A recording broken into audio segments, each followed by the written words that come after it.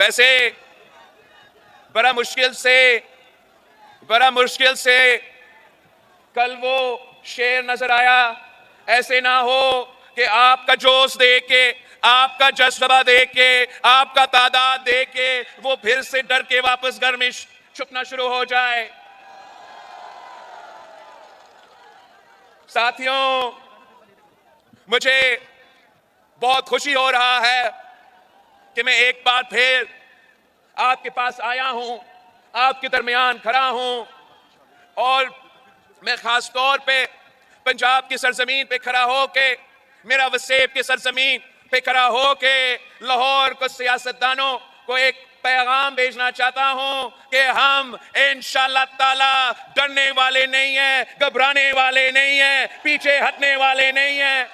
ہم ڈٹ کے آپ کا مقابلہ کریں گے اور انشاءاللہ تعالی جیت آپ کی ہوگی، جیت تیر کی ہوگی، جیت پاکستان پیپلز پارٹی کا ہوگی۔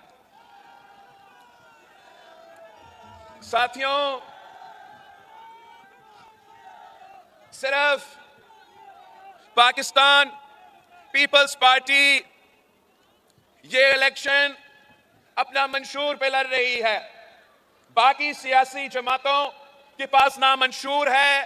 نہ نظریہ ہے، نہ احساس ہے، نہ فکر ہے کہ آپ کتنا مشکل سے گزر رہے ہو، ملک کا کتنا نقصان ہو رہا ہے۔ ان کو اگر فکر ہے تو صرف یہ کہ وہ چوتھی بار کسی نہ کسی طریقے سے اس کرسی پر بیٹھنا چاہتے ہیں۔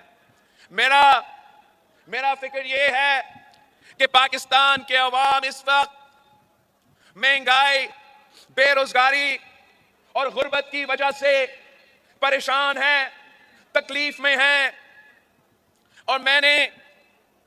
اس مہنگائی، بے روزگاری اور غربت کا مقابلے کرنے کے لیے ایک 10 نکاتی ایجنڈا پیش کیا ہے، ایک عوامی معاشی معاہدہ سامنے لے کر آیا ہے۔ اور پہلے اگر ہم نے ان تمام 10 نکات پہ عمل درآمد کرنا ہے تو اس کے لیے جو فائنانسنگ ہوتا ہے، جو